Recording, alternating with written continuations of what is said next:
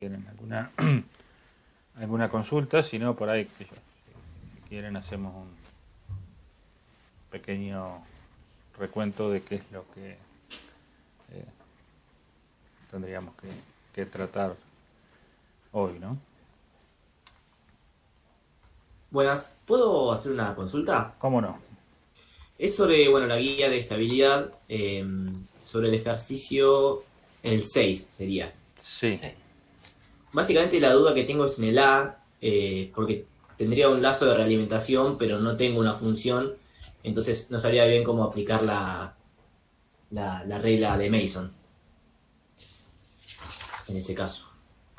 Pará, estamos en el 6A. 6A, ¿Es el sí. que el que vimos el otro día en la práctica? ¿El que tiene El K que, por el que tenía, sí, GP? exactamente, que tenía K, que tenías que ver los valores de K, pero mi duda es básicamente cómo aplicar la regla de Mason en realidad.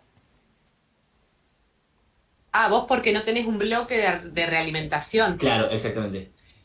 Y al no tener un bloque de realimentación, en realidad eso es como si fuera uno.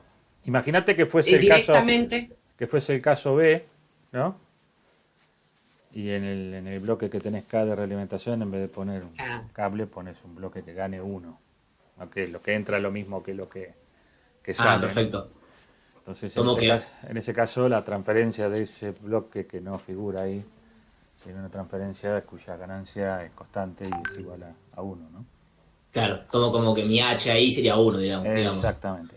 Perfecto. En todos los sí. casos donde vos tengas por ahí caminos de señal que no tienen ningún bloque incluido, considerás que la ganancia que está incluida en esa línea de conexión es una ganancia unitaria, ¿no? O sea que la transferencia de ese cable te va a dar como resultado una transferencia igual a 1.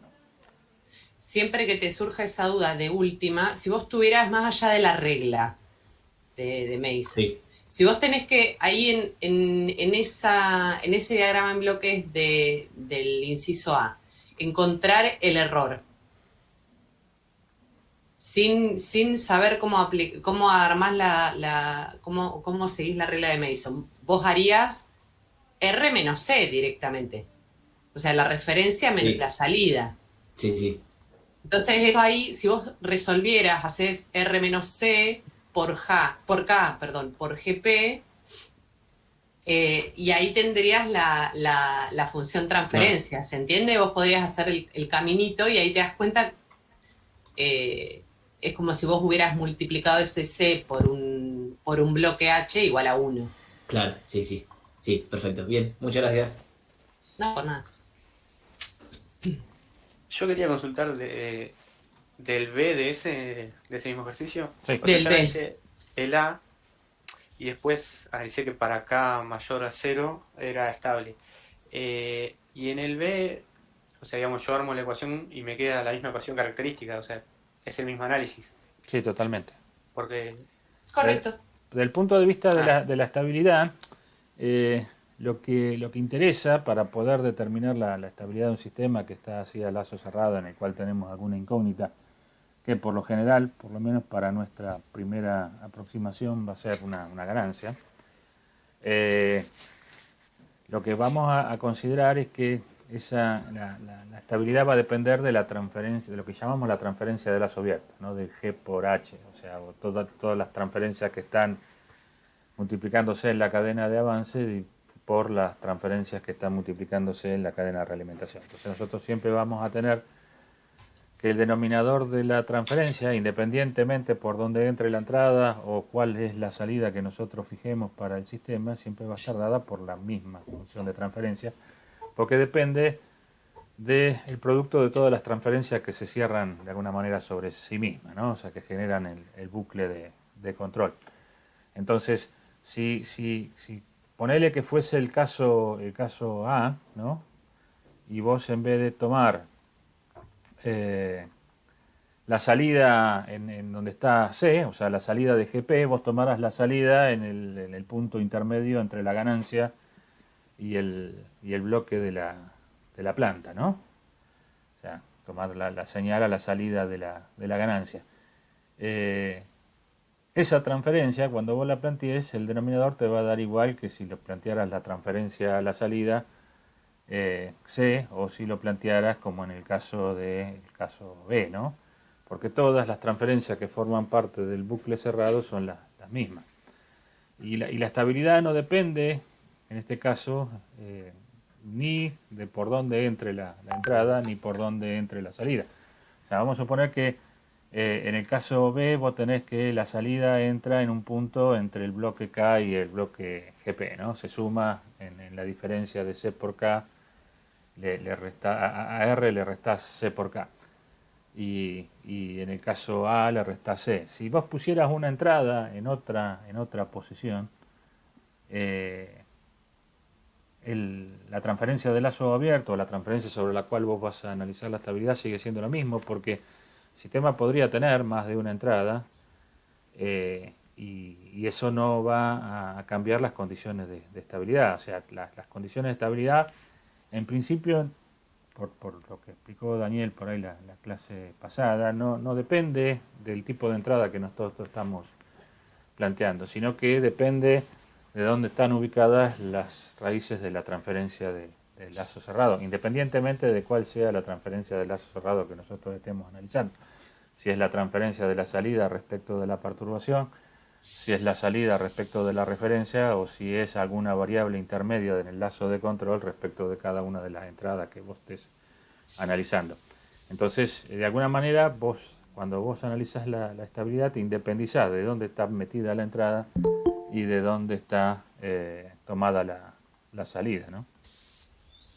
Además, por ahí, el otro día lo pasamos medio rapidito, pero si ustedes hacen el desarrollo de la transferencia a lazo cerrado para ver efectivamente por qué están compuestos los polos de esa transferencia a lazo cerrado cuando terminan de resolver, ¿se acuerdan que lo que demostramos es que los polos de la transferencia a lazo cerrado, o sea, los polos del sistema, en definitiva son los ceros de 1 más G por H. Entonces, si tenemos los mismos bloques, no importa cómo están ubicados, como decía Walter, mientras que el 1 más G por H sea el mismo en los dos diagramas de bloques, ya está, los polos son los mismos y los ceros del 1 más G por H son los mismos, entonces los polos de la transferencia a lazo cerrado, es decir, los polos del sistema, son los mismos.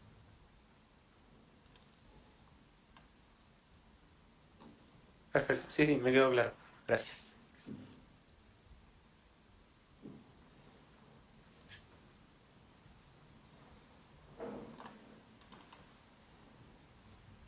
Ahí, ayer tuve 2 consultas por mail respecto a esto de, había una confusión con las entradas acotadas, salidas acotadas. Uno de los sistemas tenía, en uno de los ejercicios, la entrada era no acotada y la salida también, y el sistema era un sistema estable porque tenía los polos en el semiplano izquierdo. El 5. El 5, creo que fuiste vos, Nicolás, el que me preguntó. Bueno, no me acuerdo. No, justo te iba a preguntar de ese. Bueno, a ver, hizo una definición, Daniel, de estabilidad vivo, sabiendo que si vos tenés una entrada acotada a un sistema, sí o sí tenés que tener una salida acotada. Eso no implica que este sistema, y eso determina una estabilidad. Este sistema, el sistema del ejercicio 5, es estable. Entonces lo que va a indicar es que si yo pusiera una entrada acotada, voy a tener una salida acotada, más allá de los tipos de entradas que tengo acá. Independícense de esa idea, como dijo Walter hoy. Se analiza la estabilidad desde el punto de vista del sistema. Lo que pasa es que tiene que ver con una definición que si yo a ese sistema que es estable pongo una entrada acotada, la salida tiene que ser acotada. Pero no puedo analizar los infinitos casos de entradas acotadas para ver si el sistema me da salidas acotadas. Entonces se analiza la estabilidad en función de los polos y se sabe que si los polos están en el semiplano izquierdo, si yo pongo una entrada acotada, la salida va a ser acotada. ¿Estamos? Perfecto. Sí, ¿Se entendió eso? sí, sí, Goyo. Entonces piensen en el sistema.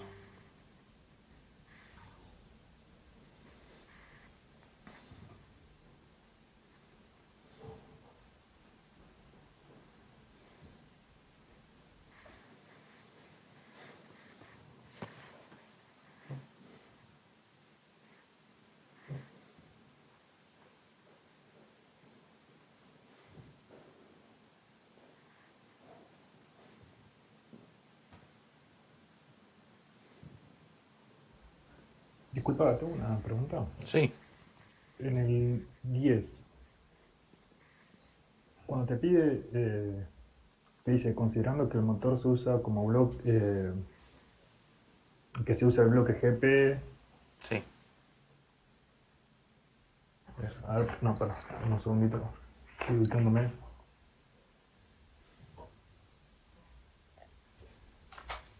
Ah, no, que se usaba el motor, dice, para el sistema de motor de corriente continua presentado en el problema 8 de la guía 1. Bien. Ese bloque Sí. GP es la transferencia que tenés en la Sería- relación entre la velocidad y la tensión de alimentación del motor. Ok, Exactamente. genial. En la clase pasada uno de tus compañeros había planteado la posibilidad de, en vez de salir, en vez de hacer un control de velocidad, plantear un control de posición. O sea, plantear que lo que yo quiero controlar es la posición del eje del motor y no la velocidad. Por ahí es un caso que se puede plantear también, incluso desde el punto de vista de las condiciones de estabilidad, por ahí es un poco más interesante el control de velocidad que el control de posición. Claro, a mí lo que me había desorientado era porque en el inciso B te da la tensión 440 volts. Y si Sí. como bloque usás la transferencia, ese dato no lo usás. No, porque en realidad está el lazo cerrado, o sea, es qué sé yo, un dato de color, ¿no? Como para Ok. plantear. Ah, ahora te entiendo, claro, te desconcertó eso, Claro. claro, no, sí. O sea, al estar el lazo cerrado, la tensión de alimentación del motor va a depender del lazo, de cómo vos cerrés el lazo de Claro. control, del error entre la Exacto. velocidad real y la velocidad de referencia, o de la posición real y la posición de referencia. ¿No? En este caso en particular, lo que se ve es que si vos considerás el modelo del motor en el control de velocidad, te queda un sistema de segundo orden donde vos vas a analizar la estabilidad. Y bueno, lo que planteó Paula la clase pasada es que, bueno, a medida que vos variabas la ganancia, ese sistema que originalmente tenía los polos reales a lazo abierto, a medida que vos vas aumentando la ganancia, esos polos reales se transforman en polos complejos conjugados y Sí, la y particularidad que tenían esos polos complejos conjugados, que la parte real no cambiaba y cambiaba solamente la parte imaginaria. Para ahí sería, qué sé yo, si lo quieren probar, hacer el mismo análisis pero considerando el sistema con una salida de posición, o sea, en vez de comparar en la referencia con una velocidad, compararla con una posición, con lo cual estaríamos agregando una singularidad más a la transferencia, porque la transferencia de la planta incluiría el integrador que que ubicamos entre la velocidad y la posición. Entonces tendríamos ya ahora un sistema no de segundo orden como el que teníamos saliendo por velocidad, sino que podríamos llegar tenemos un sistema de tercer orden, y con el sistema de tercer orden pasan cosas distintas, o sea, radicalmente distintas respecto de lo que pasaba en el sistema de segundo orden, porque acá sí vemos que a medida que vamos aumentando la ganancia del sistema, tenemos la posibilidad de que el sistema se torne inestable, o sea, que haya raíces que pasen del semiplano izquierdo al semiplano derecho. De hecho, si calculan la posición de las raíces para las ganancias que están planteadas ahí, en algún momento la parte real de esas raíces empieza a ser positiva, y eso nos da la seguridad de que el sistema se volvió inestable, ¿no?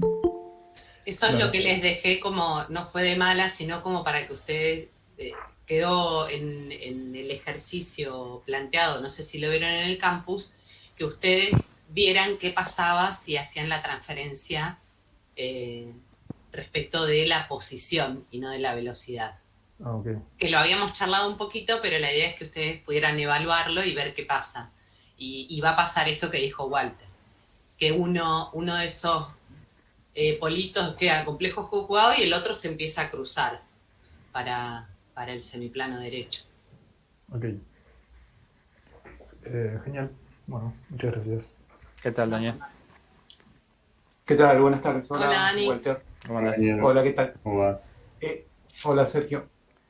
Están grabando, ¿no? Ay, No te escuché. ¿Están Pablo. grabando? no. Yo no. sí, pero ¿Están no sé. grabando? Sí, yo estoy grabando, pero no sé qué estoy grabando. O sea, tengo el vértigo siempre de la incertidumbre extrema hasta el último momento, ¿viste? Cuando lo miro y me doy cuenta que me pasó algo, pero creo que sí.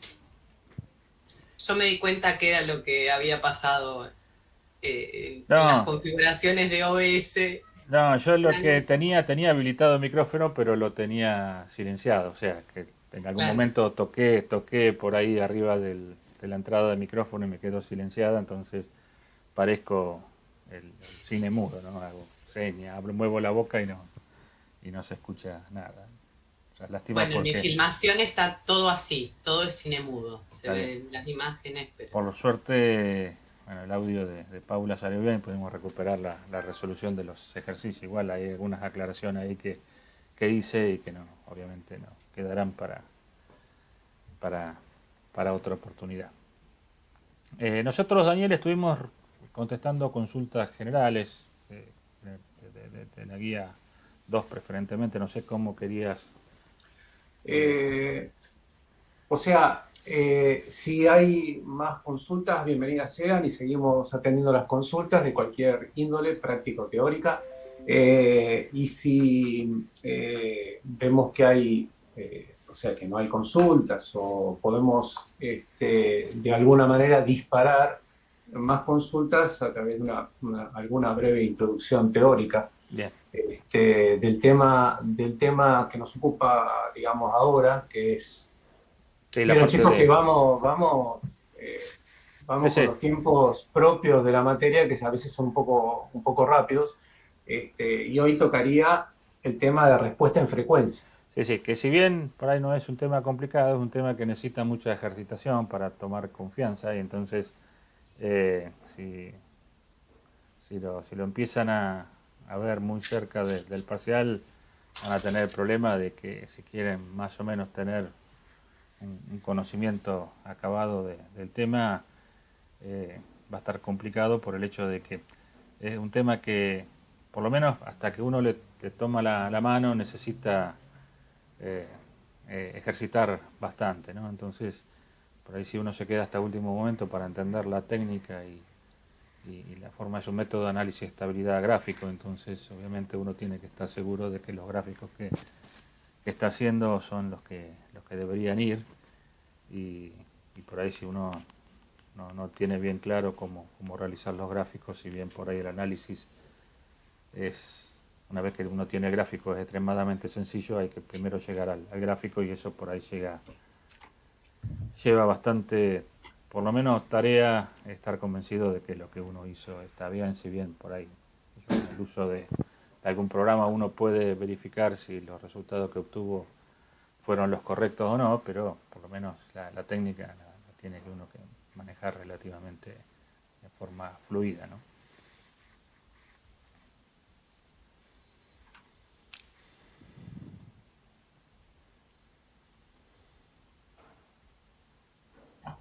Hola. Sí. Quería preguntar, ¿qué tal? ¿Cómo están? ¿Qué tal?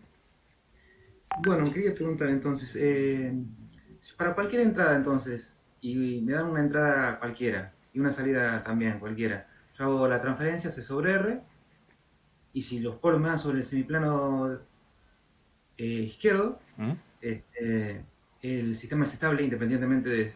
El tipo de Después, entrada, cuando mete una señal acotada, el sistema va a obviamente. ser siempre. Sí.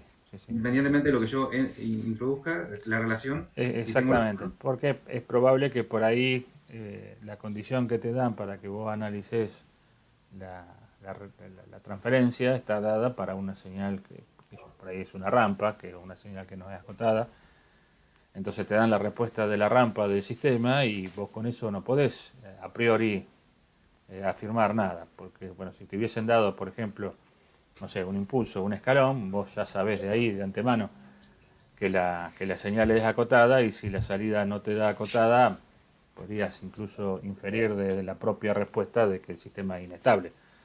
Pero si la respuesta que te están dando corresponde a una señal que no es acotada, vos a priori no podés decir nada, porque Tal cual.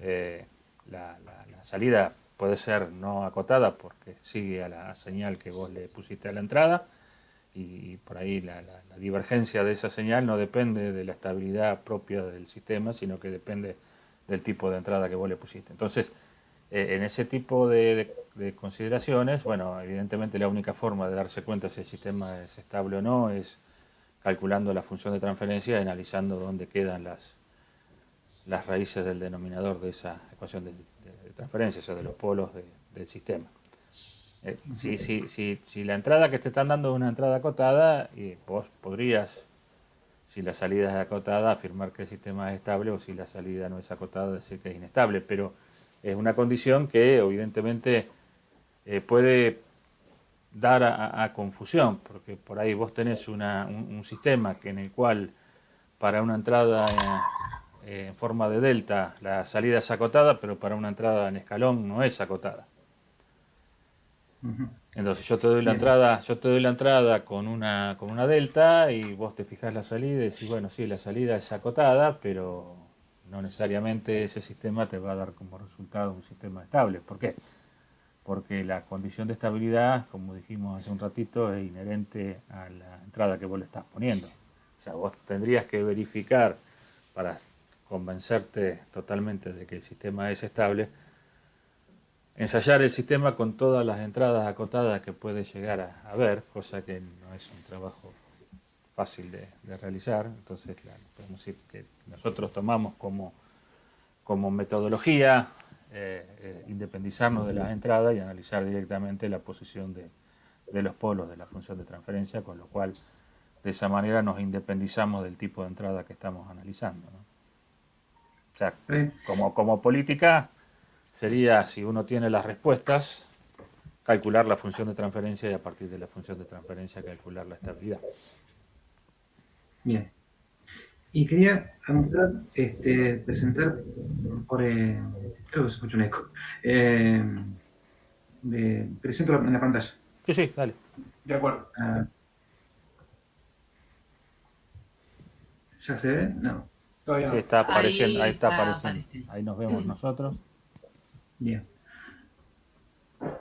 La duda era acá. A ver, acá. En estas ecuaciones que no logro, porque acá, cuando yo despejo, acá tengo B1. Eh, Justo esa, Ahí me equivoqué. eso está es lo que está en el campus, ¿no? Sí, y acá no figura, o sea, como, no me queda como esto, como lo que colocan aquí. No, la de B2 no está bien. Acá sería Fíjate, Fíjate que ahí la de B1 sí, la de B2 en realidad calculando B1 a UDS, vos podrías obtener la de B2 usando esa transferencia incluso, Claro, pues yo o esa papel lo estoy relación. despejando de esta manera. Claro, perfecto, está bien, despejando. Y te queda B1, lo que pasa, perfecto. Yo te decía que si querías de última, para ver B2 a U, lo dividís por UDS B2. Fíjate en el primer bloquecito que tenés. Yo te señalo con el dedo como si vos vieras. ¿Dónde dicen? Por acá. A ver. En el primer bloque que tenés, es B2 igual a B1. Si vos haces B2 a UDS para ver la transferencia, del lado derecho también haces sobre UDS, entonces te queda B1 sobre UDS por K1 sobre BDS más K1. Sí, para tener la transferencia respecto de UDS y hacer para cualquiera de las dos la transferencia. Si no, está bien como lo hiciste, despejando así. Sí, faltaba el B1 en el otro caso. Claro, acá cuando yo le pongo step acá, sería sobre a esta despejada, básicamente. Yo tengo la respuesta, que es B2, y al poner este comando le estoy poniendo la respuesta al escalón. Claro, siempre ahí le tenés que pasar la transferencia al step. Bueno. Que en tu caso, está bien, esa B1, a ver, mostrame tu resolución. Sí, esta es una parte, no es una parte que me quedé. Pues le hice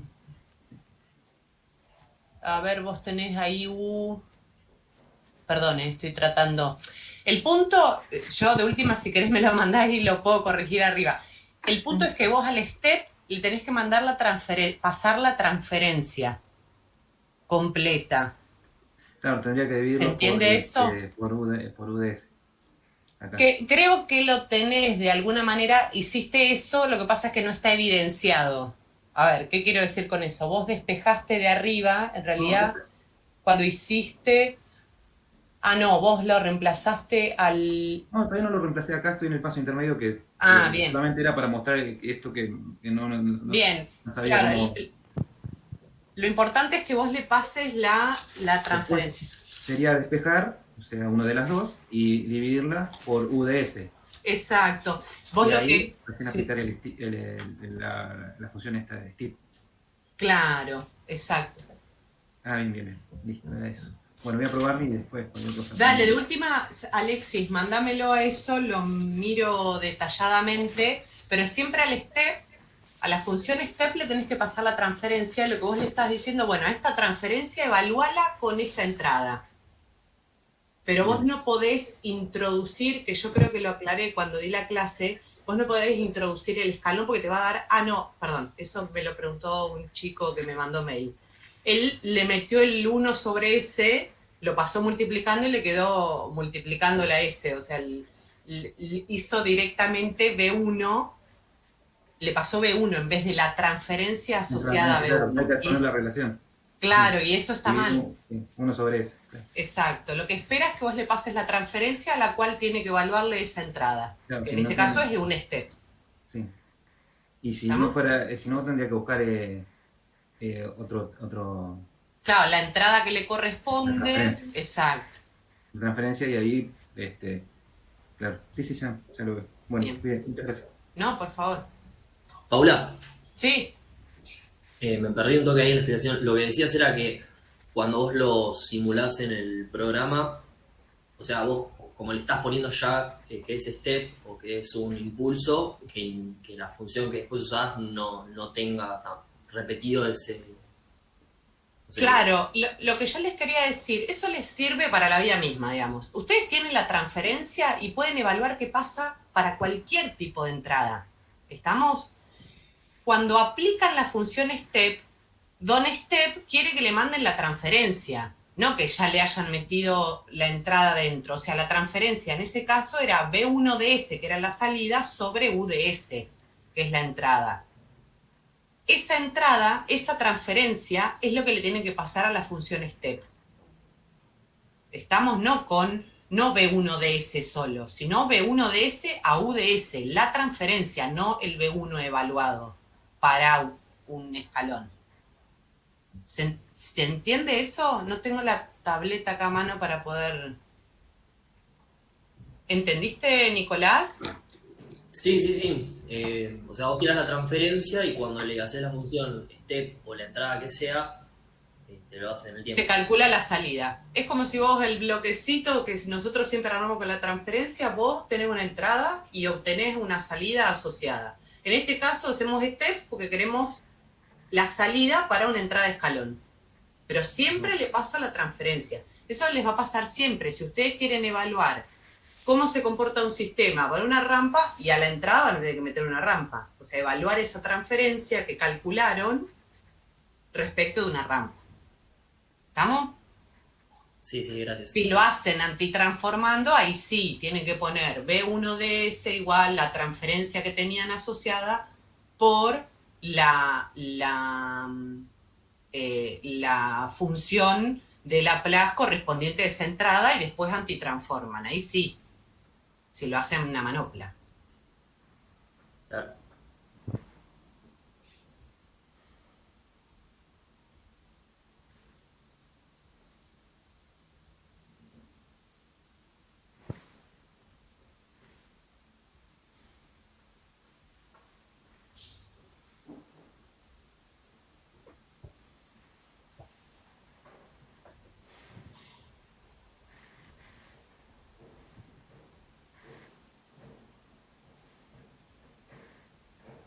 Perdón, una última aclaración. Alexis, cuando yo subí la clase de la parte 1, ahí está bien identificada la transferencia como para que puedas corroborar B1DS a UDS y B2, no sé si los dejé para que hicieran ustedes, pero de última para que chequees si te quedó bien o no. Ah, bueno, sí, no, todavía no me he fijado eso. Bueno, Dios mío. Ahora después cuando lo ve. Y quería preguntar de la guía 2. Guía 2. El ejercicio 7 sería lo mismo. A ver, para que lo busque, que me perdió recién, tenía la guía acá, ¿no? El 7.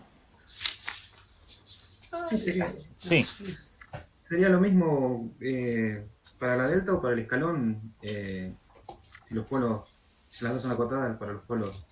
No, desde el punto de vista de la respuesta transitoria, sí, dijimos que la condición de estabilidad estaba planteada en la transferencia, ¿no? O sea, en cada uno de los incisos de ese ejercicio, lo que vos vas a tener que determinar, o sea, desde el punto de vista, ahí está pidiendo la respuesta, pero podemos decir que si vos mirás las raíces del denominador de esas funciones de transferencia, en realidad de las salidas, si lo planteamos como función de transferencia a una delta, la salida sería igual a la función de transferencia, ¿no? Porque la transformada de la delta es 1, así que si dividimos ahí de S por 1 nos queda la misma. En este caso sería lo mismo. La misma expresión. Entonces, en función de dónde están asignadas cada una de las singularidades, vos tendrás que determinar si esas están todas en el semiplano izquierdo o si queda alguna en el semiplano derecho, implicaría de que el sistema resultaría inestable. Inclusive, si calculás la respuesta transitoria, te vas a dar cuenta de que en los casos de los sistemas inestables la salida va a diverger, ¿no? Claro. Y cuando se me simplifican polos y ceros, hay que ver de qué depende esa simplificación de polos y ceros, ¿no? Generalmente ¿cuál es la situación de la cancelación de polos y ceros? Cuando uno pone un cero, cerca de un polo, vamos a suponer que aparece un cero que está muy cerca de un polo. Si el polo que uno tiene cerca del cero es un polo que está en el semiplano derecho, lo que va a ocurrir es que al no ser una superposición del polo y el cero, o sea, no hay una cancelación entre el polo y el cero, sino que están extremadamente cerca, eso lo que va a dar como resultado es que cuando uno descomponga en fracciones parciales la función de transferencia para analizar la respuesta transitoria, lo que va a ver es que el residuo, o sea, la ganancia que tiene en la descomposición en fracciones parciales ese polo en la expresión, es muy chiquitita. Entonces, el hecho de que un polo y un cero estén muy cerca implica de que el efecto de ese polo en la respuesta transitoria no se va a ver. Eso que no se va a ver depende de cuál es el polo que uno tiene cerca del cero. Si es un polo que está en el semiplano izquierdo, la componente transitoria va a ser una exponencial. Vamos suponiendo que es un polo real que tenemos cerca de un cero real. Eso, si el polo está en el semiplano izquierdo, esa exponencial me va a dar con un coeficiente, una potencia negativa, y por lo tanto ese término va a decaer en el tiempo, ¿no? O sea, que se va a extinguir en el tiempo. Entonces, se extingue en el tiempo y aparte tiene una ganancia muy chiquitita. O sea que desde el punto de vista del comportamiento transitorio puedo decir que prácticamente el efecto de ese polo, cuando yo le pongo un cero muy cerca, desaparece. Distinto es el caso cuando tenemos un polo que está en el semiplano derecho y le ponemos un cero muy cerca de ese polo en el semiplano derecho. ¿Por qué? Porque en ese caso la potencia correspondiente a ese polo es positiva, o sea que la señal va a diverger en el tiempo, y independientemente de que por ahí la ganancia que tenga el efecto de ese polo en la respuesta transitoria sea muy chiquitita, si uno tiene tiempo para esperar, en algún momento se va a hacer notar esa respuesta porque la salida va a tender a infinito, ¿no? O sea, en un tiempo más corto o más largo, dependiendo de esa ganancia, de ese residuo que consideramos, la presencia de esa divergencia en la respuesta transitoria va a aparecer y finalmente nos va a dar como resultado una respuesta inestable. A menos que la cancelación sea algebraica, que yo ponga exactamente o que el cero aparezca exactamente en la misma posición del polo, donde puedo decir que el residuo me va a dar cero y ese polo no me va a aparecer bajo ningún punto de vista. Cuando el cero que aparece cerca de un polo que está en el semiplano derecho, generalmente por una cuestión práctica se considera de que, independientemente de que uno pueda considerar de que se simplifica el polo con el cero, uno tiende a considerar de que ese polo va a seguir actuando independientemente de que se produzca la cancelación, porque uno tiene que asegurar que ese polo realmente se canceló, o sea que todos los decimales correspondientes a ese polo son exactamente iguales a todos los coeficientes iguales al cero. Cuando está en el semiplano izquierdo no importa, porque finalmente el efecto se va a cancelar en función del tiempo. O sea, la tendencia va a ser a que la componente tienda a cero y qué sé yo, va a desaparecer. En cambio, cuando está en el semiplano derecho, la componente de ese polo, en la respuesta transitoria, va a tender a infinito. Entonces, por más que tenga una ganancia muy chiquitita, en algún momento se va a hacer visible y va a resultar como un sistema inestable, ¿no? Claro, lo que yo quería, entonces, por más que algebraicamente se simplifiquen, la respuesta física va a ser divergente. O sea, si está en el semiplano derecho, el cero que se canceló con el polo, sí. O sea, nosotros consideramos de que esa cancelación es una cancelación. O sea, vamos a ver, de acá a los temas del segundo parcial, que nosotros vamos a empezar a diseñar controladores, ¿no? Entonces, una de las técnicas que nosotros usamos para compensar o controlar los sistemas es analizar dónde tiene los polos y ceros y la planta, y por ahí una de las técnicas que se aplica es cancelar algún polo de la planta con un cero que nosotros imponemos externamente, y eso hace que el efecto de ese polo desaparezca. Eso siempre va a ser aplicable en la medida de que el polo que vos vas a querer cancelar con ese cero sea un polo que está en el semiplano izquierdo. Si el polo que querés cancelar está en el semiplano derecho, esa técnica deja de tener validez. O sea que nosotros vamos a considerar que la cancelación de un polo en el semiplano derecho no logra el objetivo de hacer desaparecer el polo, ¿no? Esa sería la política que vamos a aplicar. Con los que están en el semiplano izquierdo, un cero lo suficientemente cerca del polo hace que el efecto de ese polo desaparezca. Entonces, sí, eso, en la mayoría de los casos vamos a tratar con plantas reales, y las plantas reales en la naturaleza ha sido lo suficientemente sabia como para que todos los sistemas tiendan a un punto de equilibrio estable, y entonces no tenemos cosas en la naturaleza que tiendan a ser inestables por sí solas. Entonces, generalmente vamos a tratar con sistemas que tienen todos los polos y ceros en el semiplano izquierdo, por lo menos al lazo abierto. Después, cuando metemos la mano queriéndolos controlar, cometemos algunos abusos que pueden hacer que el sistema se haga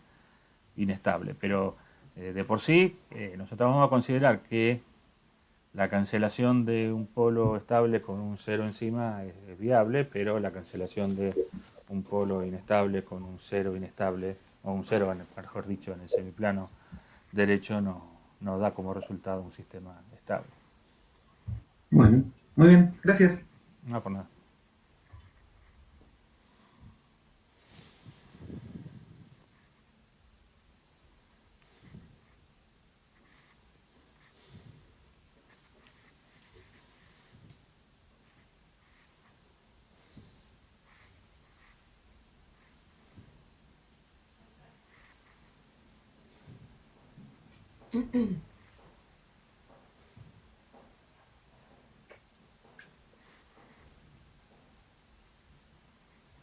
Bueno, si quieren, voy a comentar algo respecto de lo que es respuesta en frecuencia, ¿no? Voy a presentar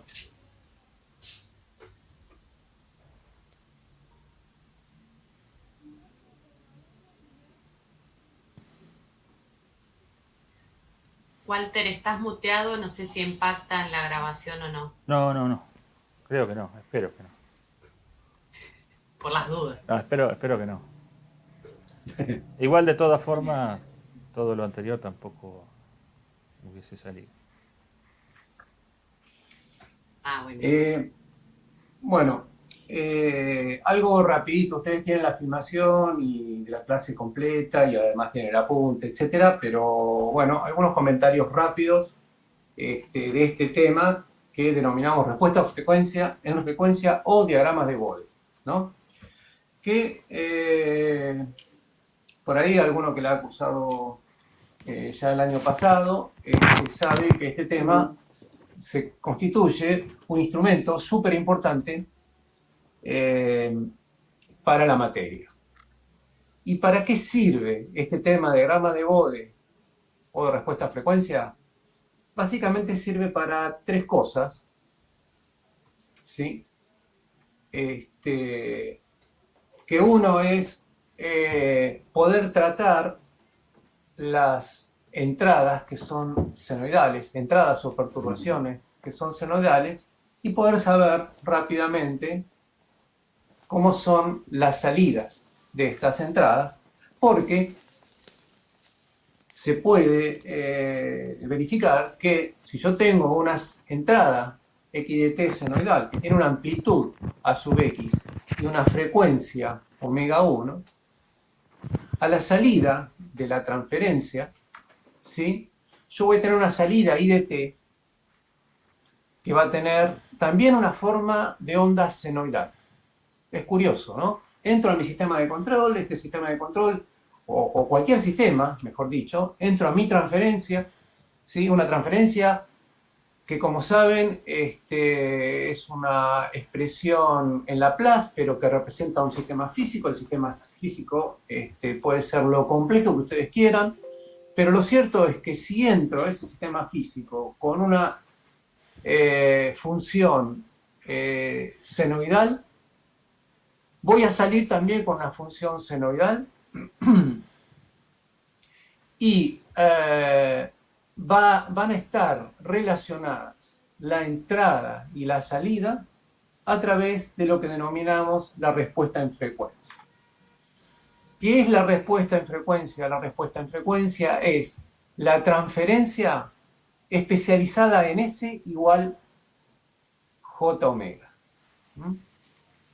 Entonces, se demuestra o se verifica que la amplitud de la salida A sub Y es igual a la amplitud de la entrada A sub X multiplicada por el módulo de la transferencia expresada en J omega 1. Y se pone omega 1 porque omega 1 es la frecuencia de la senoidal de entrada. Y por otro lado, la salida I de t tiene un desfasaje respecto de la entrada X de t, phi. Ese desfasaje phi es igual a la fase de t de j omega 1, es decir, es igual a la fase de la transferencia expresada en S igual j omega 1. Este es un concepto denominado concepto de respuesta en frecuencia. Bueno, esta es una de las utilidades de los diagramas de Bode, que la vamos a utilizar mucho, pero de todas maneras vamos a ver que tiene dos utilidades más que son incluso, que la vamos a utilizar más todavía, ¿no? La segunda utilidad de los diagramas de Bode es como instrumento para determinar la estabilidad del sistema, ¿sí? Es decir, por ejemplo, yo tengo un sistema como el que vemos ahí, ¿no? Un sistema de control, y conozco la transferencia G, conozco la transferencia H, las conozco por sí solas, no las conozco asociadas en el sistema de control, sino conozco la transferencia de cada uno. Es decir, que conozco G por H. Para mí es fácil conocer G por H.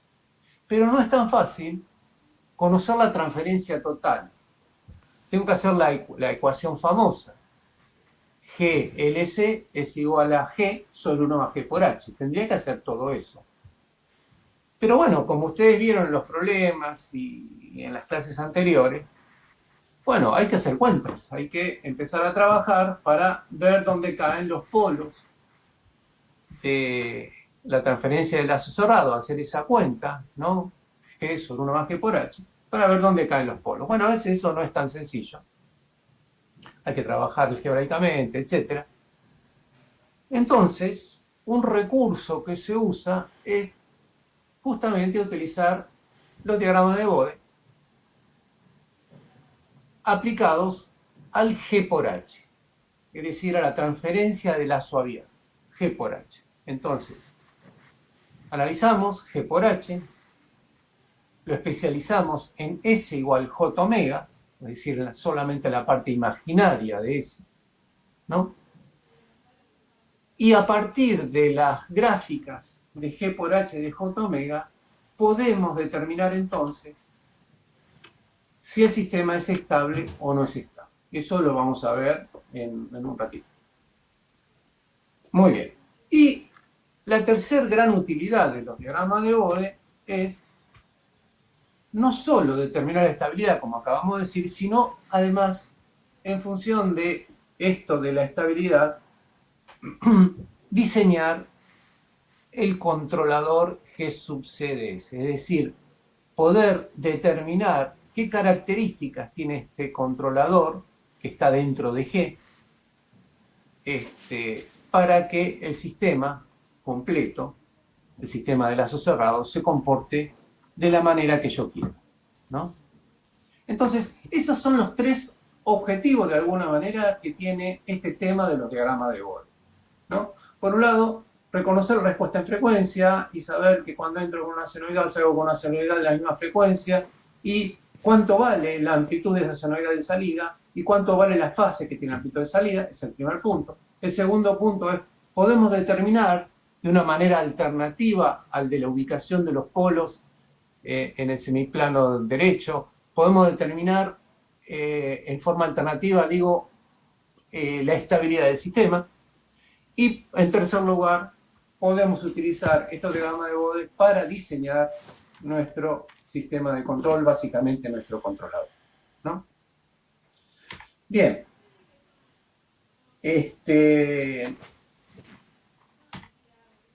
Los diagramas de Bode básicamente es graficar la transferencia especializada en J omega, graficarla en función de la frecuencia omega. Pero claro, T de J omega es una función compleja. Por más que haya sacado la parte real de la variable S, sigue siendo en general una función compleja que tiene parte real y parte imaginaria, T de J omega. Entonces, la idea es graficar por un lado la parte real y por otro lado la parte imaginaria. O, como se hace realmente en los diagramas de Bode, graficar por un lado el módulo y por otro lado la fase. Es decir, estamos hablando de una representación polar de T de J omega. Entonces, por un lado el módulo y por otro lado la fase. Es lo que tenemos acá representado en la última expresión, ¿no? Por un lado graficamos el módulo y por otro lado graficamos la fase. En los diagramas de Bode, estos dos gráficos del módulo y la fase se realizan en función de la frecuencia, dijimos.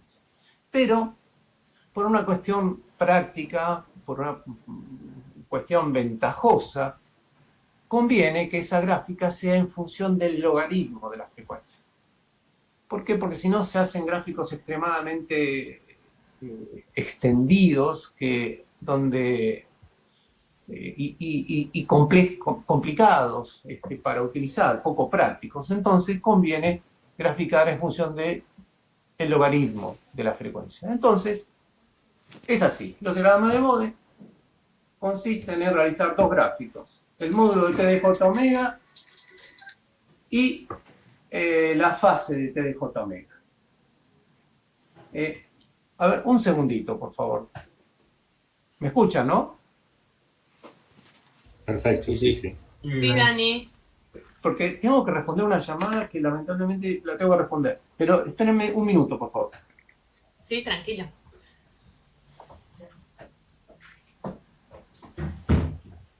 Mientras, si quieren hacer alguna consulta, aprovechen. O sea, vienen entendiendo hasta ahora. Y si no, por ahí vamos aclarando algunos de los puntos que estuvo tratando Daniel.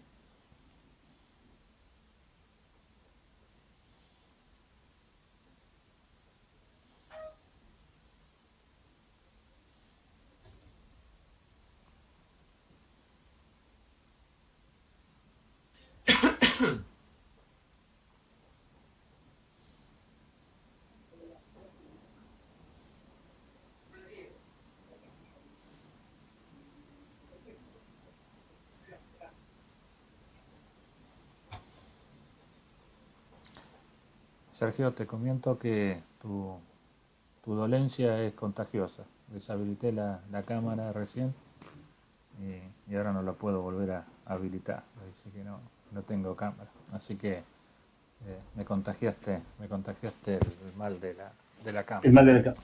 Che, pero Walter... Ay, yo probé por las dudas, porque que me pasa lo mismo. Walter, si estás usando el OBS, probá de cerrar el OBS y volverlo a abrir. Porque por ahí... pero claro, prefiero no aparecer y que no se me corte el... Te entiendo, pero por si acaso podés llegar a haber abierto otra instancia del Chrome o del Mozilla.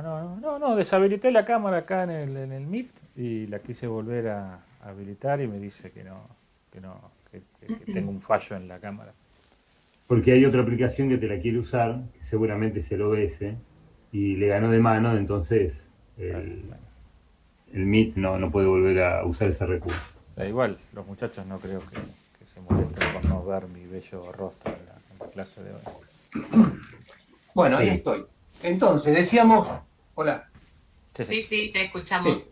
Decíamos entonces que los gráficos son dos, que es el módulo y la fase, y se describen o se representan en función del logaritmo de la frecuencia. Pero no solo eso, sino que además la fase se representa normalmente en grados directamente en función del logaritmo de la frecuencia. Sin embargo, el módulo se expresa también en forma logarítmica y se expresa a través de lo que denominamos decibeles, expresado ahí como una D chica y una B larga, dBs también, dB, ¿no? ¿Y cómo se define un dB? Como 20 veces el logaritmo de la función que queremos representar. Entonces, un segundo, ahí está, ahí apagué. Bien, entonces, fíjense que vamos a representar lo que es el módulo de la transferencia de J omega en forma logarítmica, tanto en los dos ejes, y vamos a representar la fase en forma normal respecto del eje de las abscisas y en forma logarítmica respecto del eje de las ordenadas. Por ejemplo, si graficáramos una función muy simple, donde aparece un polo simple, un polo S en menos 1, está en el semiplano izquierdo, es un polo real, bueno, TDS tiene esa característica, y bueno, represento ahora T de J omega, es decir, reemplazo S por J omega, es decir, que voy a graficar esa función que tenemos ahí, 1 sobre 1 más J omega. A esa función le voy a sacar el módulo y le voy a sacar la fase y la voy a graficar en función del logaritmo de omega. En cuanto al módulo, voy a hacer logaritmo del módulo, lo voy a multiplicar por omega, y en definitiva, lo que se obtiene es esto que tenemos aquí. En este gráfico de esta función, tenemos que la curva azul representa el módulo y la curva roja punteada representa la fase. Y vemos como el módulo parte, digamos, de un valor constante y cero que viene desde menos infinito hasta que llega a cierto punto que empieza a bajar, ¿no?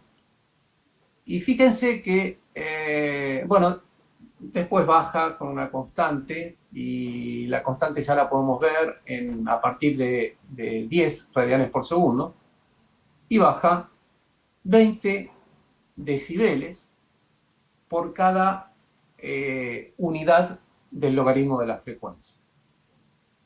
Cada unidad del logaritmo de la frecuencia son 10 veces la frecuencia, ¿no? Entonces a veces se suele denominar de esta manera. Se dice que este módulo cae con una relación 20 dB por década, ¿no? Porque cae 20 dB en una década, en una unidad del logaritmo o en una década, donde la frecuencia aumenta 10 veces. Bueno, esto es el gráfico exacto, ¿no? Yo podría graficar esto en forma asintótica, que es muy sencillo, se simplifica mucho la forma de graficar. Y la forma asintótica consiste en representar, por ejemplo, el módulo que estaba en 0 dB y dejarlo en 0 hasta donde está justamente la frecuencia del polo. Y después asumir que ese polo cae ya desde esa frecuencia a menos 20 dB por década. Y bueno, y con la fase se hace algo similar. También se construye un gráfico asintótico y se observa cuándo empieza a caer la frecuencia y más o menos se asimila esa caída de grados por década a través de ese gráfico aproximado, denominado también gráfico asintótico. Bueno, realizar los gráficos asintóticos es realmente muy sencillo. Está explicado en la apunte, está explicado en los videos, se puede googlear, realmente es muy sencillo.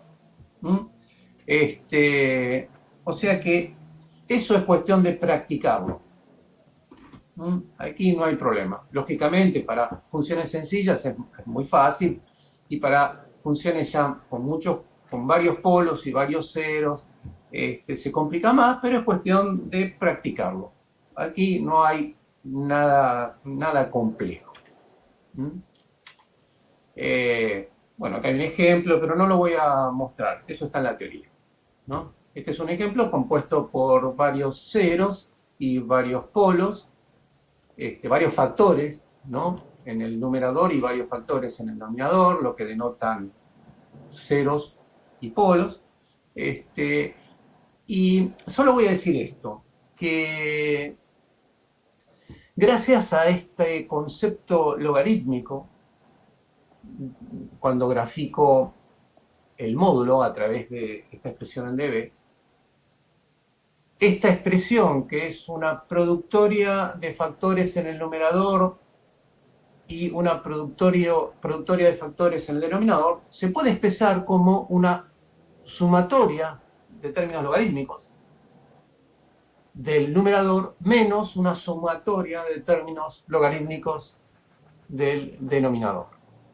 Entonces, eso implica que cuando yo grafico, puedo graficar por separado cada factor del numerador, y puedo graficar por separado cada factor del denominador, y puedo encontrar entonces la gráfica total de T de J omega como la suma de las gráficas del numerador menos la suma de las gráficas del denominador, ¿no? Bien. Y esto lo hacemos en la teoría y no hay ningún problema. Entonces, en la teoría, por ejemplo, a ver si puedo ir rápido. Bueno, vemos un ejemplo y vemos, por ejemplo, bueno, un término y se grafica, otro término y también se grafica, el módulo y la fase, etc. Y graficamos todos los términos y después los sumamos todos. Y esto es lo que hemos hecho en esta clase que ustedes tienen en el campus. Ahora voy a mostrar nada más que el resultado final.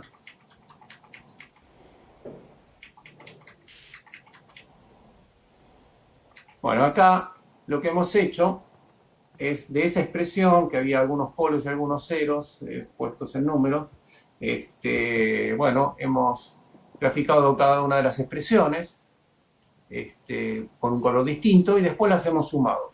Hemos visto el módulo arriba, la fase abajo. Y esa curva negra es justamente la gráfica asintótica del diagrama de Bode de la expresión completa, con ya sumado todos los factores. Y abajo vemos lo mismo, la fase en negro, la fase completa, que es directamente la suma de las fases de todos los términos. Acá en la fase es directa, no hay logaritmo, pero es que justamente la característica de la fase del conjunto es que esa fase es igual a la sumatoria de las fases de cada uno de los factores, ya por sí solo, ¿no? No hace falta meter logaritmo acá. Bueno. Este gráfico es asintótico, como dijimos. ¿Cómo sería el gráfico real? Si graficáramos lo que nosotros hacemos cuando lo graficamos a mano alzada, etcétera, incluso cuando usamos los programas tratamos de hacerlo a través de los gráficos asintóticos, ¿no? Porque realmente representan bastante fielmente lo que pasa y es mucho más fácil de graficar. Pero si lo hiciéramos exacto, ¿cómo serían los gráficos? Los gráficos serían como lo ven ahí, es decir, aparece arriba en el módulo un cierto error, sobre todo donde están las singularidades, donde están los quiebres. ¿no? Y abajo lo mismo, aparece un cierto error. Podríamos ver que aparecen unas panzas así un poco más exageradas, donde se va un poco más de lo exacto, pero eso ocurre cuando aparecen los términos de los factores cuadráticos, ¿no? Muy bien, esto es básicamente lo que podríamos decir de la construcción de los diagramas de Bode, ¿sí? Pero quería agregar finalmente algo muy... Bueno, acá después había una graficación directa. Esto es básicamente algo mecánico, cómo tienen que hacerlo, pero no, lo leen y listo. Pero ahora me voy a detener un poco en el uso de los diagramas de Bode para analizar la estabilidad. Entonces,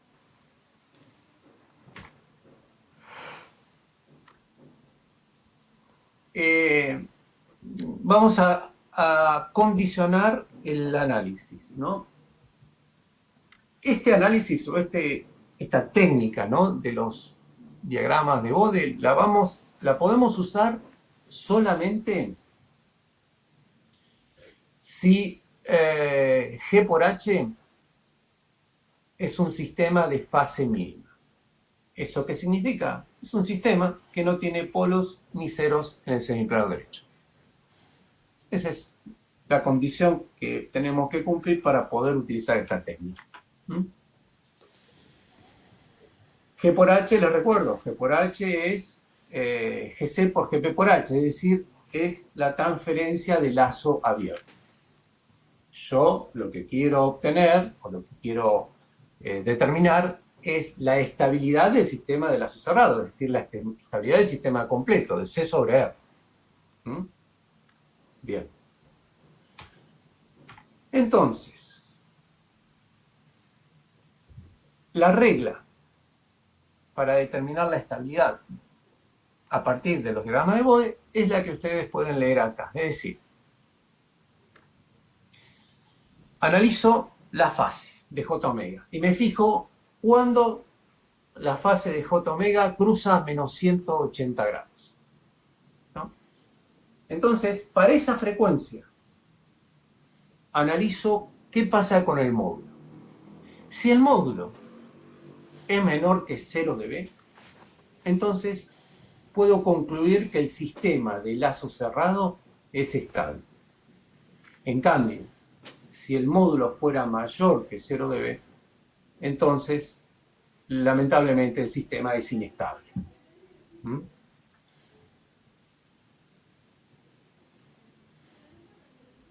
Lo puedo también analizar de otra manera. Es decir, en vez de analizar cuando la fase cruza a menos 180 dB, menos 180 grados, analizar cuando el módulo cruza a 0 dB. Si cuando el módulo cruza a 0 dB, la fase es mayor que menos 180 grados, ¿sí? Es decir, menos 150, menos 120, menos 100, es decir, mayor que menos 180 grados, entonces la ganancia del lazo cerrado es estable.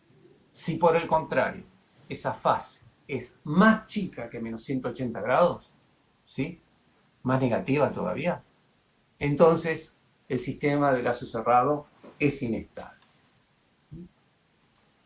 En un ejemplo... Daniel, sí. ¿me permitís un comentario que por ahí, antes de que sigas avanzando? No sé si lo dijiste, por ahí si lo dijiste pido disculpas. Estas condiciones que fijó Daniel son planteadas cuando uno tiene una realimentación negativa. O sea, cuando en el comparador de entrada, por ahí si te vas una anterior a donde estaba el diagrama en bloque, cuando en la posición donde tenemos R menos la señal de realimentación, tenemos un signo más en la referencia y un signo menos en la realimentación. Si no fuese así, por ejemplo, vamos a suponer que si nosotros analizáramos la función de transferencia considerando la perturbación, vemos que en ese caso tenemos los dos signos positivos, ¿no? La condición que está fijada y que planteó Daniel respecto de la estabilidad en función de los cruces por 0 de B y 180 grados, está planteado considerando que el comparador que estamos utilizando para plantear la transferencia del lazo cerrado tiene una realimentación negativa, o sea que la señal de referencia se resta, o sea, la señal de realimentación se resta de la señal de referencia. Y si no fuese así, lo que habría que hacer sería cambiarle el signo al sumador y agregar un bloque que invierta o que multiplique por -1 la función de transferencia que estamos analizando para que se cumplan estas condiciones.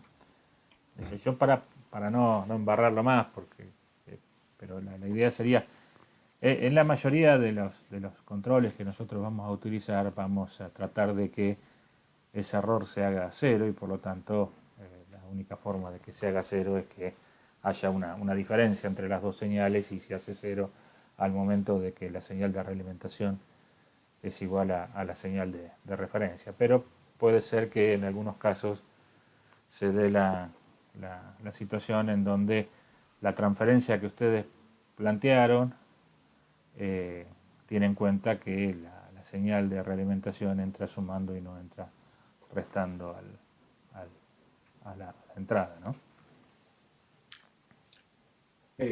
Gracias, Walterio. Bueno, estos criterios que acabamos de ver, aplicables, como dijo Walter, cuando tenemos un signo menos en la entrada de realimentación, los podemos ver, por ejemplo, en ese ejemplo que vimos, donde la sumatoria de los factores daba estas gráficas que están en negro. Y estas gráficas que están en negro nos muestran, por ejemplo, el módulo. Cuando el módulo está en 0 dB. ¿Qué pasa? Bueno, analizo en las frecuencias donde el módulo está en 0 dB, ¿qué pasa con la fase? Acá vemos, por ejemplo, que la fase está en un valor intermedio entre 0 y menos 90 grados. Está alrededor de menos 45 grados, en realidad, ¿no? Bueno, ese valor, menos 45 grados, ¿es mayor que menos 180 grados? Sí, es mayor que menos 180 grados. Por lo tanto, este sistema es estable. Repito, analizo dónde el módulo cruza 0 dB, ¿sí? Acuérdense que, bueno, acuérdense no, 0 dB equivale a una vez. Expresado en veces es 1, ¿sí? 0 dB. Bueno, entonces el módulo cruza a 0 dB para un rango de frecuencias que van de 0,1 a 1, y dentro de ese rango de frecuencias la fase vale menos 45 grados. O sea que la fase en todo ese rango de frecuencias es mayor que menos 180 grados, o sea que el sistema es estable. Lo puedo ver a través de esta regla, que es una de las dos que mencionamos, o a través de la otra. En la otra regla, en vez de ver dónde cruza por 0 dB el módulo, puedo ver dónde cruza por menos 180 grados la fase. ¿Dónde cruza en menos 180 grados la fase? Fíjense que cruza justo en omega igual 10 radianes por segundo. ¿Sí? Entonces, me fijo, ¿cuánto vale el módulo en 10 radianes por segundo? Y vale menos 20 dB. Es decir, vale menos que 0 dB. Entonces, cumplo con la otra regla. Y en definitiva, puedo afirmar que el sistema es estable. Con cumplir alguna de las dos reglas es suficiente. No hace falta que verifiquen con una y después verifiquen con la otra. Con una ya basta. En general es más fácil, más común utilizar el cruce por 0 dB. ¿Mm? Es más fácil, repito, o más utilizado la regla que se basa en el cruce por 0 de B. Ahora bien, volviendo a esto del cruce por 0 de B, como vimos, esto está cuando cruzo por 0 de B, tengo que la fase está en alrededor de menos 45 grados. Entonces, ¿cuánto podría yo, de alguna manera, que por ahora no sabemos cómo hacerlo, pero de alguna manera, cuánto podría yo reducir la fase hasta llegar a la inestabilidad? Si yo estoy en menos 45 grados, yo podría reducir aún más la fase hasta llegar a menos 180 grados y todavía el sistema podría ser estable. Justo en menos 180 grados ya es inestable, pero podría incrementar. Entonces tengo un rango de incremento o un margen en el que puedo incrementar la fase, en el que puedo reducir, más la fase, y ese margen es de 135 grados. ¿Sí? Eso es lo que se define como margen de fase. Es decir, qué margen, qué posibilidades tengo de empeorar la fase hasta qué margen tengo y mientras lo mantengo estable, ¿no? Y bueno, ese margen de fase en este ejemplo es de 135 grados. Y puedo pensar lo mismo desde el punto de vista de la otra regla, es decir, cuando la fase cruza por menos 180 grados, entonces tengo un cierto módulo, en este caso, por ejemplo, el módulo es menos 20 dB, y bueno, ¿qué margen de ganancia o de módulo tengo? Y puedo mantener todavía el sistema estable, y ese margen, en este caso, es de 20 dB. Si puedo incrementar en 20 dB mi módulo y todavía el sistema sigue siendo estable. ¿Sí? Eso es lo que entonces, ese concepto es lo que define el margen de ganancia.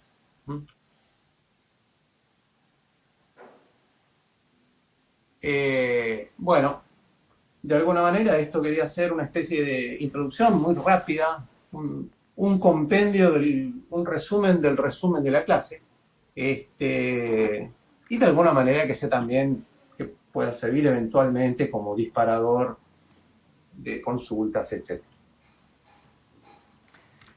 Una cosita, por ahí para asociarlo con lo que han venido preguntando por ahí estas últimas clases respecto de la guía 2. Fíjense que si nosotros graficamos el diagrama de Bode, analizando el margen de ganancia, nosotros podríamos encontrar dentro de qué valores debería ubicarse una posible ganancia, un bloque de ganancia que ubicáramos dentro del lazo de realimentación.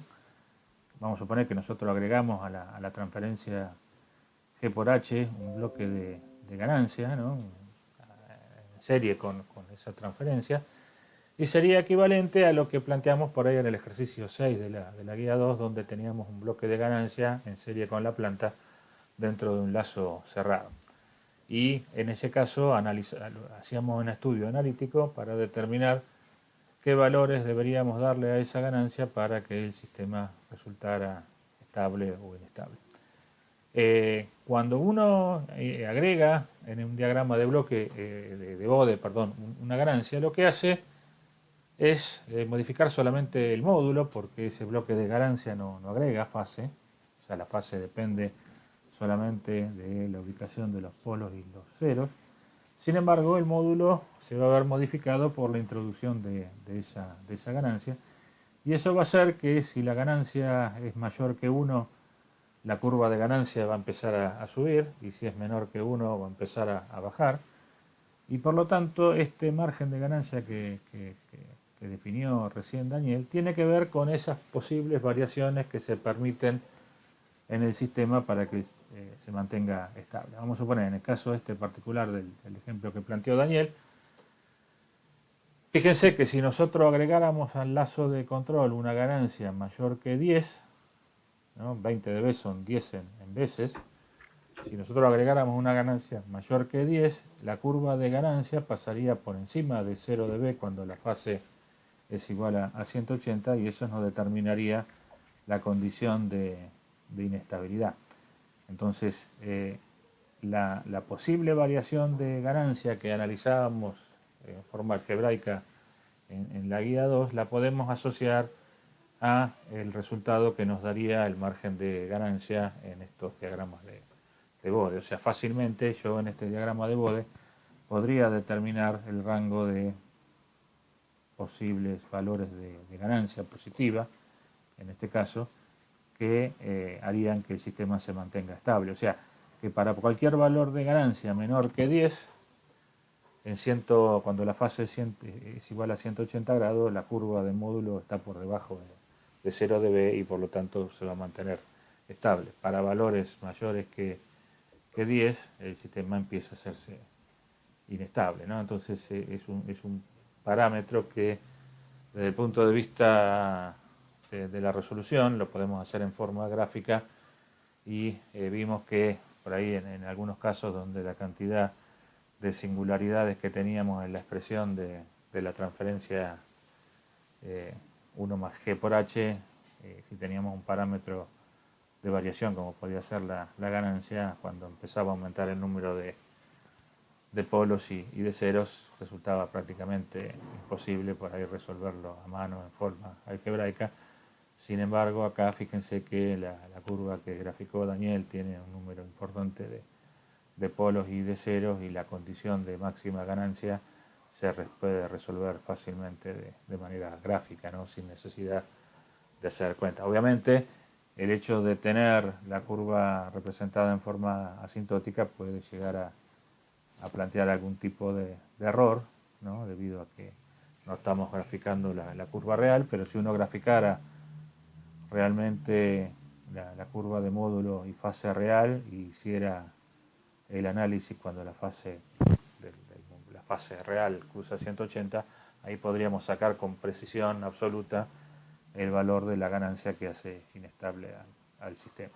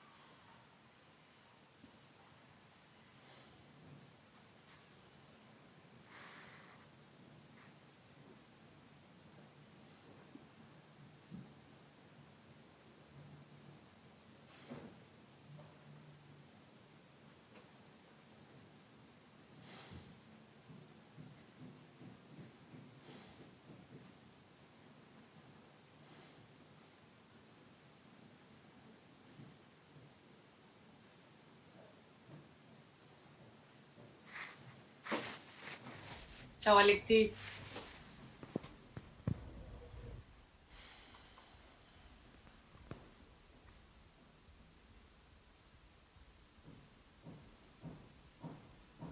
Bueno, por mi parte no tengo dudas, así que me retiro. Bueno, nos vemos. Bueno, Gastón.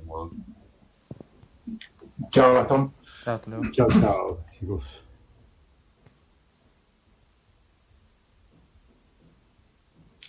Chao, Federico. Federico.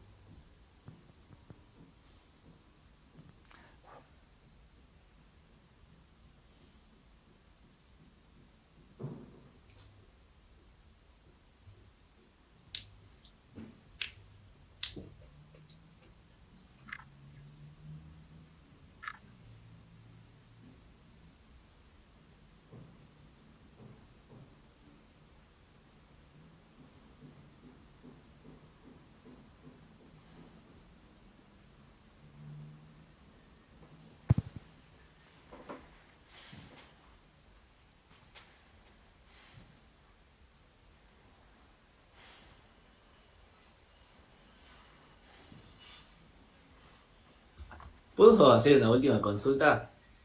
Sí. Que tal vez, bueno, creo que ya lo aclararon, pero la verdad que sinceramente no me acuerdo cuál era la explicación y estaba buscando la teoría y no lo encontraba bien.